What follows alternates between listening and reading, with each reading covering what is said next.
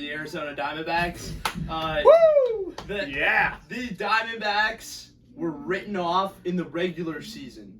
They weren't even going to make the playoffs. The Diamondback, everyone was looking at the NL West. It was a two-team race between the Dodgers and the Padres. That's what everyone was saying. Padres fell off a mountain, and then right off the bat, really. Diamondbacks soaring all the way. They take down the Brewers in the first round, then they take down the Dodgers in the second round, and now their third NLCS matchup is going to be against Philadelphia or Atlanta. What are your thoughts? The Arizona's pitching. I mean, they've got good pitching, but it's those young bats.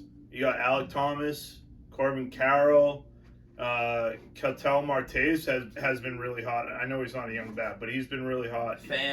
Tommy Pham, big loss on from the Red Sox lineup, really. Yeah. They didn't really give him a chance to prove what he could do for the franchise. So that's a big disappointment as Red Sox fans to see him, making his way through the playoffs right now. But yeah, I mean, Brendan and I were talking earlier. Kershaw, hasn't really looked elite in like 4 years. Past his prime. We were saying that Freddie and Mookie combined for like one for 21. 1 for 21. Yeah, I think so in that whole series. In the whole series for their at bats.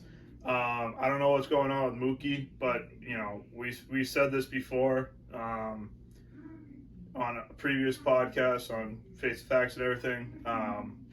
But Freddie doesn't like it in LA. His agent really messed up on that one.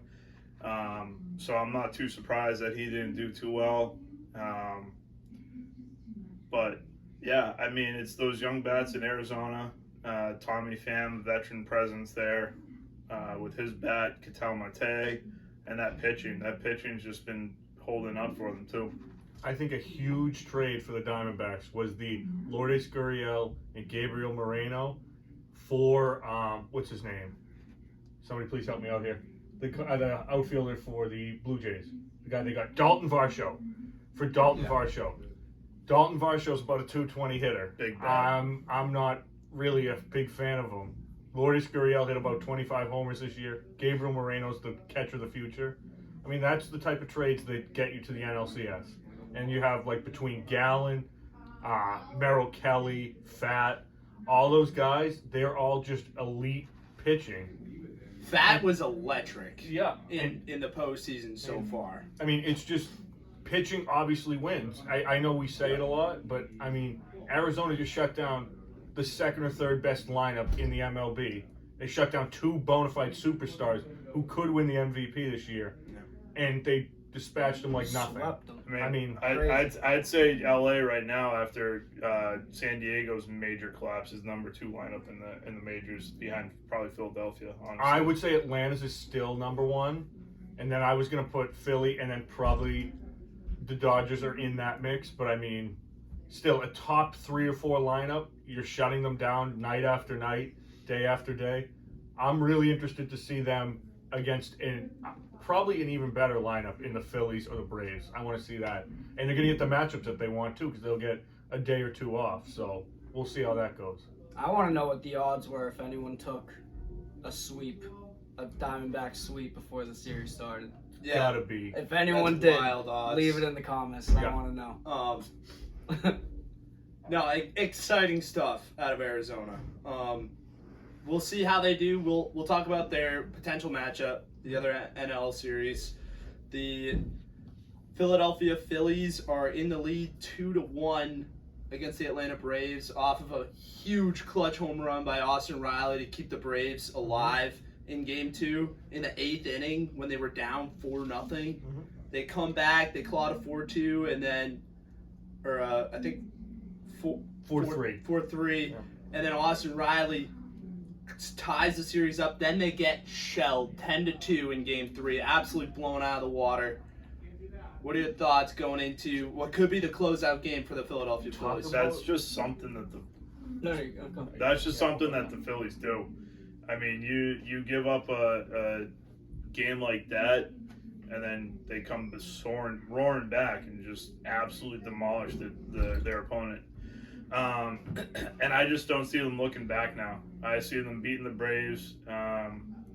Arizona's going to give them a good fight for sure. Now that we kind of see that they're the real deal.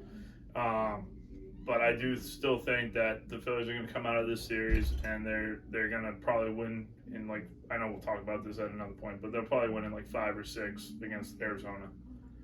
I think after what I think we may have talked about this, but after what the Phillies fans did for Trey Turner when he was in the slump towards the end of the season, he's completely turned himself around. He'd had a couple errors the other night, but his bat is definitely off his shoulders.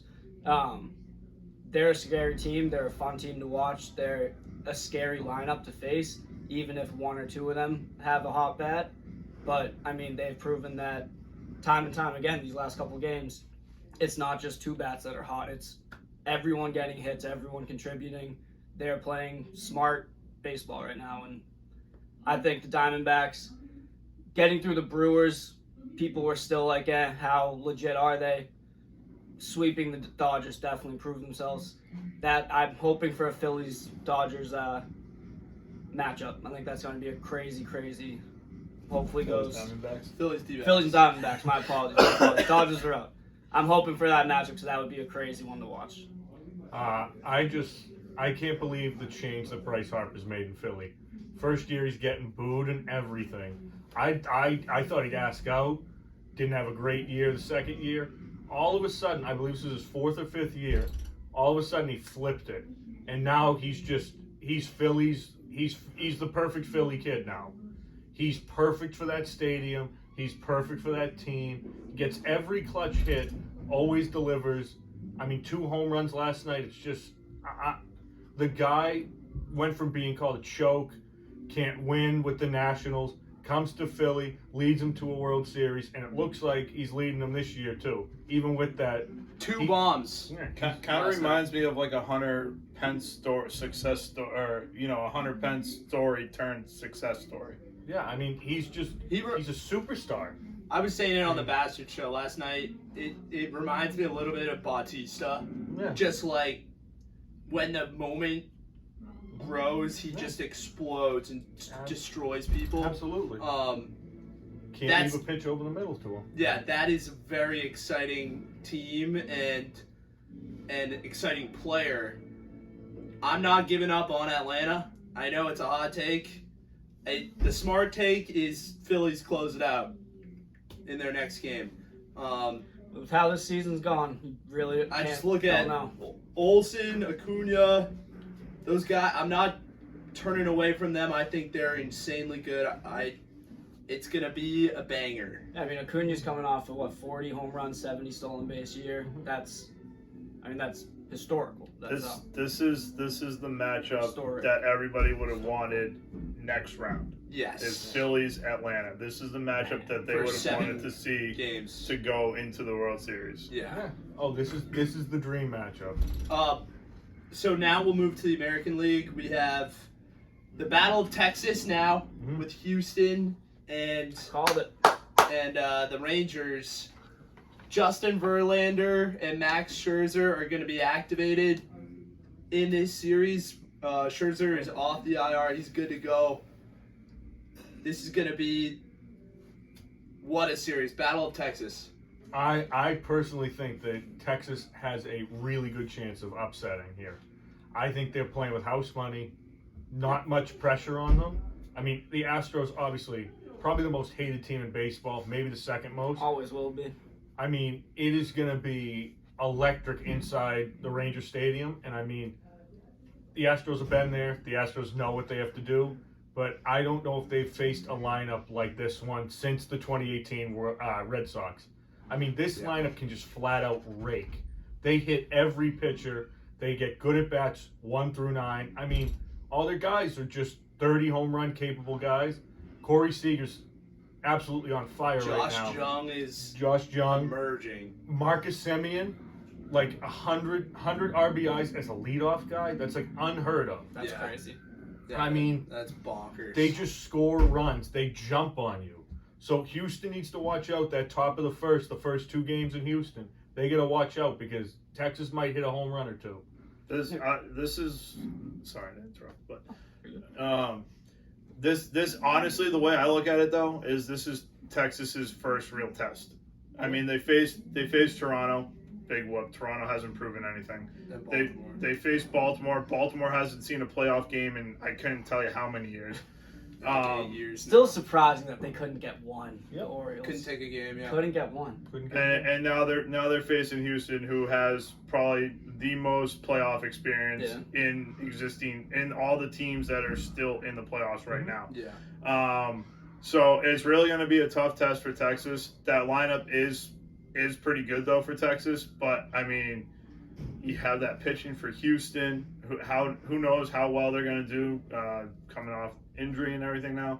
But you got Yordan Alvarez you got to face. You got Altuve, and when he's hot, he's hot. Alex Bregman, Michael Brantley. Yep. So Texas pitching. Kyle Tucker. Kyle Tucker is like MVP of baseball. Like they are stacked. The Texas pitching is going to have a rough road ahead. Evaldi's seen it though. Yep. So that's a good sign for Texas. That'll be a big help. But that lineup is almost just as tough as probably Atlanta and Philadelphia, honestly. When you look at the Rangers, the whole thing is their staff. They have an electric starting rotation. If they give you 6 to 7 innings, they're comfortable and they're happy. But if you can get to the starters and you put up runs, they got to pull a guy out in the 5th. They're in big trouble. That pen is not as good. No. So we're going to see it's a power struggle there. It's going to be very exciting. Quickly, what are your predictions? Because we have the series locked in for the ALCS, Houston and Texas. I think it's whoever's pitching staff runs the deepest. I think there's been a lot of early runs throughout all these games, not just with Houston. There's been a lot of early runs. A lot of teams have come out 2-3 runs within the first 2-3 innings. I want to hear you guys' thoughts. Who do you before I have decide out of mine. 7? I will say I'm saying Texas in 6, but I think the big battle is going to be each bullpen against that lineup. Because I'm not really a fan of Houston's bullpen either. I like Ryan Presley, but I'm not really a fan of like the Hector Nereses for the Houston side. I mean, Chapman blows up on the Rangers side. Jose Leclerc's good, but he's pitched a lot of games, so let's see how that fatigue holds up. There's a lot of mix and match that's going to have to happen, and that's going to be the big thing. Which pitching staff, especially the bullpen, can hold up against each lineup. So I'm going to say the 5th and the 9th inning is going to be the more important time, but I'm still going to say the Rangers overcome it and go in 6. Rangers in 6. I'm in agreement with you, Matt. Those bullpens haven't really proven themselves this year at all. It's really been the starting pitching. So if the lineups can get to the starting pitchers, then both teams are in trouble. Really, it's going to come down to which lineup is going to be able to go better. But I'm going to take Texas in 7. I'll go against you guys here. As much as I hate the Astros, every time I try to bet against them, they always win. I don't know too much about either's bullpen. So according to these guys, they really haven't proven much. I think you're going to see a lot of bullpen in these games. You're going to see a lot of early taking pitchers out, taking the starters out early. I think it's going to be a lot of early runs, a lot of early damage. I think the Astros will find a way out. I think 6 Astros in 6. That is smart. My gut is telling me Houston, but my heart is telling me Texas. I got Texas in 7. It's a barn burner. It's a barn burner down south. It's going to be wicked exciting. It's the first time in history that the two franchises are meeting in the postseason. That's wild. If anyone lives in that area, comment if you're going to the games, if you're going to be out in the cities for the games. I'm jealous. We're right out of Boston, so we're not going to be able to make it. Forgot to say, too, it's going to be big because they have 2 veteran managers. Yeah. Dusty Baker and Bruce Bochy. That's 2 guys awesome. who have won, so they know what it takes. It's a chess match. So we'll see and how... both the franchises know each other very well. It's an NL West divisional matchup in the championship series. Yep. Couldn't ask for a better matchup. Nolan Ryan's pitched for both teams. Yep. There we go. Fun fact. That's